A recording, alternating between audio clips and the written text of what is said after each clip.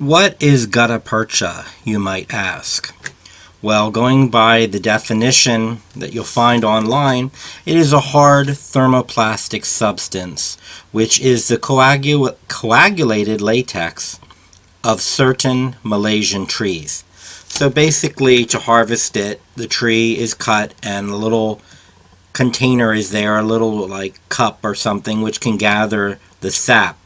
And if you're wondering what thermoplastic means there, it just simply means when you heat it up, the thermo part there, when you heat it up, it becomes plastic or moldable, and then once it cools again, it resumes the hardness of a shape. So it's ideal for impressing into certain forms or shapes, to create molds from. So the age of gutta-percha pretty much parallels the Victorian age, which ran from 1837 to 1900. It's a little different because gutta-percha was discovered in 1843, and by as soon as 1851, they were harvesting, the British in Malaysia, 1.5 million kilograms of this substance that was being imported into England.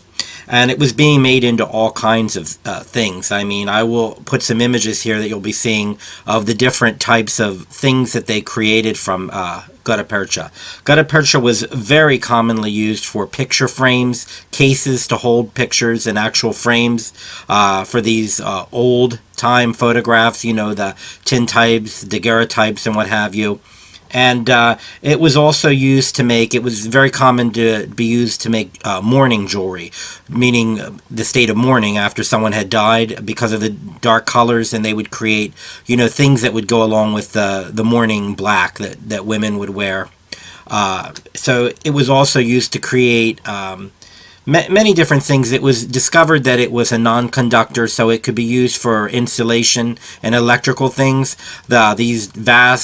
These long telegraph cables that went under the ocean, they would use gutta-percha to insulate them, and they crossed vast distances. So that required a lot of usage of that. In fact, that kind of mass usage is what ultimately led to the collapse of the market. They had over-harvested, and they could not sustain it anymore. And then around like the 1930s, they began discovering other modern forms of materials to use to insulate that were also non-conductive. It is still used today, but not in areas that you'd really notice it. It's used in dentistry, in doing root canals and such, because it's biologically inert. It doesn't react with the body, or the body won't. It's a good thing to put in the body that the body's not going to react to in a negative way. And the same thing, for the same reason, it's sometimes used even today in medical equipment, things that are used in surgery, etc. But in terms of finding gutta-percha, you'll usually find it more in antique stores or things like that, old shops, junk shops. And if you do find it, it's actually considered very collectible. Many of these things I'm going to be showing here in the video actually go for hundreds, if not thousands of dollars. Most start around, $25 for smaller items and up. And the more ornate something is, the more unusual it is, like, say, a hearing aid or something, and one of those old-fashioned hearing aids that they called ear trumpets or something. Things like that, of course, are going to be more collectible, and things that have really beautiful decoration, in them. Some of the jewelry in particular tends to go very high. So that's what I wanted to share with you just about the age of gutta-percha.